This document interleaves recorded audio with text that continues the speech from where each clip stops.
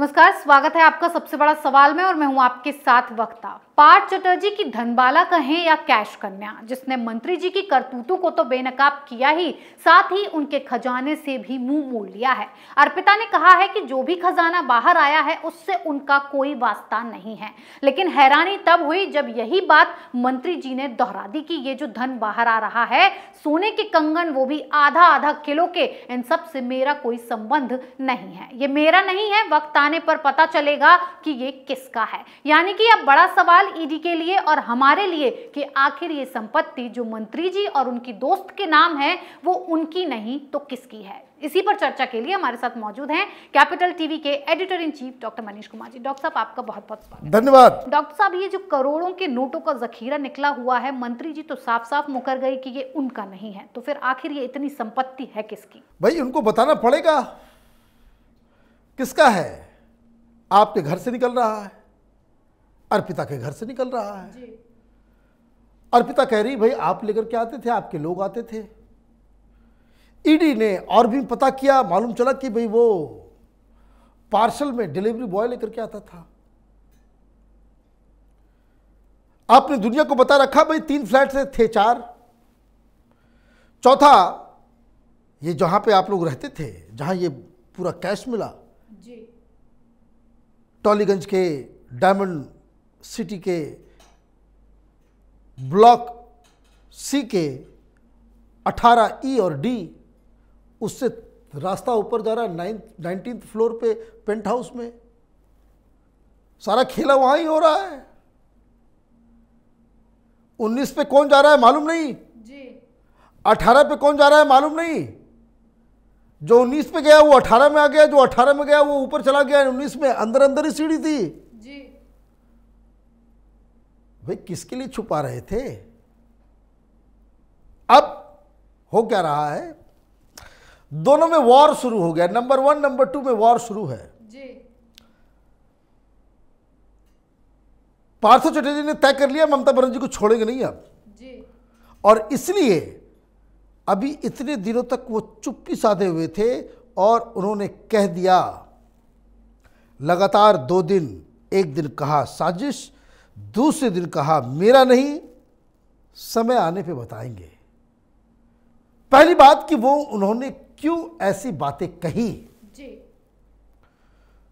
ममता बनर्जी क्या कर रही है वो तो अलग मैं आऊंगा लेटर हाफ में जी, क्योंकि जेल में ही उनको, हिरासत में ही उनको ईडी वालों ने बताया कि भाई साहब ममता बनर्जी आपके साथ खेला कर रही है। क्या हो रहा है खेला? तो मालूम चला कि ममता बनर्जी पार्थो चटर्जी के घोटाले को निकाल रही है। अब ये पॉलिटिकली कितना बेनिफिशियल है मुझे तो समझ में नहीं आ रहा। अगर पार्थो चटर्जी घोटाला कर रहे थे तो वो आपके बगल में असेंबली में क्यों बैठे हुए जी? क्यों सबसे ज्यादा महत्वपूर्ण मंत्रालय आपने इन्हें दे रखा है? बिल्कुल। क्यों आपने पार्टी के डिसिप्लिनरी कमेटी के चीफ बना करके उसको बिठा रखा है जी? क्यों आप जो सबसे उद्दंड बालक है क्लास का उसको ही आपने बना दिया मॉनिटर? गजब कहानी है। पकड़ा गया है तो उसको आप, और उसको कहते हैं नंगा करना आपने शुरू कर दिया। ममता बनर्जी ये काम कर रही है जी। 1-2 केसेस ऑलरेडी ममता बनर्जी की तरफ से शुरू हो गया। एक घोटाला में नाम आ रहा है पार्थ चटर्जी का, पता नहीं कितना घोटाला में नाम आएगा अभी, क्योंकि अब ममता बनर्जी निकाल रही है घोटाला। ये घोटाला है बर्दवान यूनिवर्सिटी में 21 करोड़ का जी। क्या हुआ उसमें? हुआ ये कि बर्दवान यूनिवर्सिटी में कोरोना काल के समय सर्टिफिकेट वगैरह देना, इसकी छपाई उपाई और ये सब का काम जो है दे, तो पहले यूनिवर्सिटी करती थी तो वो लाखों में हो जाता था जी। तो पार्थ चटर्जी का आदमी काम करेगा तो पैसा तो करोड़ के नीचे क्या बात करेगा। तो 21 करोड़ रुपए यूनिवर्सिटी के तरफ से दिया गया कि यही सर्टिफिकेट वगैरह सारा कुछ बनाओ, छपाई का काम आपने दे दिया। भाई साहब पैसा खा के चले गए, कोई सर्टिफिकेट छपा नहीं, कोई चीज़ छपा नहीं जी। पूरा लील गए, खा गए। अब जब ममता बनर्जी को समझ में आया है कि ये गड़बड़ हुई है, कहाँ,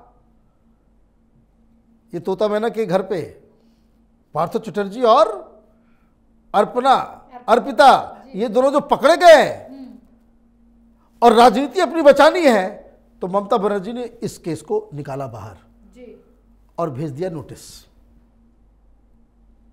क्यों? घोटाला 3-4 साल पहले हुआ, तब वर्धमान में कोई नहीं था टीएमसी का आदमी जो ये बताता ममता बनर्जी को ये गड़बड़ हो रहा है। लूट के समय तो साइलेंट थी आप, और अभी वो फंस गया, आपको बदला लेना है, आपने निकाला। ये ठीक वैसे ही काम ये परमवीर सिंह ने जब कंप्लेन कर दिया बिल्कुल उद्धव ठाकरे सरकार के खिलाफ, तो आपने थाने से तो उधर से 5 साल पहले 8 साल पहले जो कंप्लेंट्स थे सारे एफआईआर में बदल के आपने काम करना चालू कर दिया। अचानक से फरहाद हकीम को भी नजर आ गया कि भाई क्या है, एक तो ये हो गया वर्धमान यूनिवर्सिटी का मसला घोटाला में, दूसरा ये जो अर्पिता मैडम है वो अपना एक प्रोडक्शन हाउस भी चलाती थी इच्छे एंटरटेनमेंट नाम से। अच्छा। इच्छे एंटरटेनमेंट नाम से वहाँ ट्रेनिंग भी दी जाती थी एक्टिंग की, फिल्म भी शूट होता था, किराए पे भी स्टूडियो दिए जाते थे। 10 बीघा जमीन में है, 24 करोड़ की प्रॉपर्टी है। अच्छा, जिस समय ये चल रहा था, ये 2012 से चल रहा है, मतलब ममता बनर्जी मुख्यमंत्री बनी तब से ही चल रहा है ये जी। और टीएमसी और फरहाद हकीम को आज तक नहीं मालूम कि पार्थोदा के पास एक वहां पे प्रोडक्शन हाउस है, उनका स्टूडियो है। 10 साल बाद नींद खुली। अब जब इनको पार्थो चटर्जी को दूर करना है तो नोटिस भेज दिया। क्या नोटिस भेज दिया? नोटिस ये भेज दिया कि देखो भाई, ये जो स्टूडियो बना हुआ है इलीगल है जी। क्योंकि कागज के ऊपर वो एक बैरन लैंड है, मतलब खाली पड़ती जमीन है जी। खाली जमीन है, उसके ऊपर कोई टैक्स वैक्स नहीं दिया गया। मकान बनाएगा हाउस टैक्स देना पड़ेगा, ये करना पड़ेगा। तो कागज के ऊपर वो खाली जमीन है, लेकिन वहां तो बड़ी बड़ी बिल्डिंग्स बनी हुई है जी। तो टैक्स चोरी का आरोप फरहाद हकीम अपने सीनियर मिनिस्टर को लगा रहे हैं। ऑब्वियसली ममता बनर्जी ने कहा होगा कि सारे लोगों को कहा होगा सब अपने अपने डिपार्टमेंट से पार्थो के बारे में निकालो और इतने सारे केस कर दो कि वो डर के मारे ममता बनर्जी टीएमसी या किसी और का नाम ना ले जी। खेल समझ में आया आप? वही ओल्ड ट्रिक यही हुआ था ना महाराष्ट्र के अंदर जी। जब उद्धव ठाकरे चारों तरफ से पकड़े गए तो क्या हुआ? आपने पहले डीजीपी को भेज दिया, किसके पास? परमवीर सिंह के पास, कि जाके इसको समझाओ, सारे कंप्लेंट्स वापस ले लो। नहीं हुआ। आपने क्या किया? 8 साल 10 साल पुराना केसेस निकाल करके उसके ऊपर दबाव डालने की कोशिश की। वो चला गया सुप्रीम कोर्ट में जाकर कहा कि माय लॉर्ड हमको बचाइए, जब से हमने सरकार की पोल पट्टी खोली है तब से हमारे ऊपर दबाव डाले जा रहा है, केस पे केस ठोका जा रहा है, घोटाले में डाला जा रहा है। तो पार्थो चटर्जी के साथ भी वही हो रहा है। पार्थो ने जैसे कह दिया कि मेरे खिलाफ साजिश है जी। तो वो ये नहीं बता रहे कि ये साजिश बीजेपी ने किया, वो ये कह रहे हैं कि ये साजिश ममता बनर्जी की, टीएमसी, ममता बनर्जी, अभिषेक बनर्जी, इन्हीं लोगों ने की है मेरे खिलाफ जी। इसलिए वो कह रहे हैं समय आने पे जवाब दूंगा जी। समय आने पे बताऊंगा। अर्पिता कह रही है कि मैं अकेली नहीं हूं, ये अकेला काम थोड़ी नहीं इसका है। ये देखिए डायरी है, एक डायरी निकाल के दी है वो, कि ये डायरी देखिए किस किस लोगों का पैरवी करके हमने टीचर नॉन टीचिंग स्टाफ बनाया, जिसको हमने नौकरी दी, तो कहां से पैसा आया, किस व्यक्ति ने लाया, किस जिले का था, किस मंत्री ने पैरवी की, किसने कितना पैसा दिया। और उसने तो ये भी डिटेल दिया है कि किसी का पैसा इतना आया है और बाकी 4 किस्त में आएगा, वो किस्तें कब कब आएंगी उसका भी तारीख सारा डिटेल दिया हुआ है जी। इसलिए 14 लोगों का नाम सामने आया है टीएमसी जी। अब उन लोगों से पूछताछ की जाएगी। ममता बनर्जी यही दबाव देना चाह रही है कि पार्थ चटर्जी के ऊपर एक के बाद एक केस ठोकते जाओ और उसके बाद उसको ये कहना कि अगर तुमने किसी का नाम लिया तो जीवन भर तुम जेल में सड़ोगे, इतने सारे केसेस तुम्हारे ऊपर लाद देंगे। तो ममता बनर्जी की ये कार्रवाई इसी ओर इशारा करती है कि वाकई इस पूरे घोटाले में ममता बनर्जी का हाथ था। देखिए, ममता बनर्जी क्या घोटाला करेंगी, पार्टी तो घोटाला कर ही रही है जी। ये बंगाल में रहने वाला कौन नहीं जानता। सवाल लीडरशिप का, अकाउंटेबिलिटी तो लीडरशिप की होती है जी। इट इज नॉट नेसेसरी कि ममता बनर्जी या अभिषेक बनर्जी बैठ करके वहां पे डील करे, इतने रुपए दो तो ऐसे होगा। It doesn't happen like that. लेकिन पार्टी के अंदर ये सारा चीज चल रहा है, सरकार के अंदर ये सारी चीजें हो रही है, तो लीडरशिप को तो अकाउंटेबल होना ही पड़ेगा। अब वो बताया ये जा रहा है कि टीएमसी के लोग, ग्राउंड वर्कर से लेकर के सारा लोग वहां सिंडिकेट चल रहा है, यही बीजेपी कह रही है। तो ये तो पूरे पार्टी स्ट्रक्चर को मालूम होता है जी। पूरे पार्टी स्ट्रक्चर, कल आप जो बंगाल में नहीं रहते उनको समझ में नहीं आएगा जी। आप दुकान चलाते हैं, बिजनेस करते हैं, मकान बनाते हैं, कुछ भी करते हैं, वहां हर जगह कुछ ना कुछ देना पड़ता है। कौन चीफ है उसको मालूम होता है, लोकल से लेकर के डिस्ट्रिक्ट, डिस्ट्रिक्ट से लेकर के पूरा वो चेन बना हुआ है। और इसी तरह का वो दहशत का चेन है वो।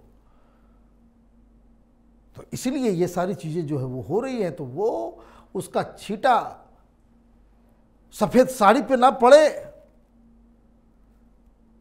दाग ना हो जाए ये सफेद साड़ी,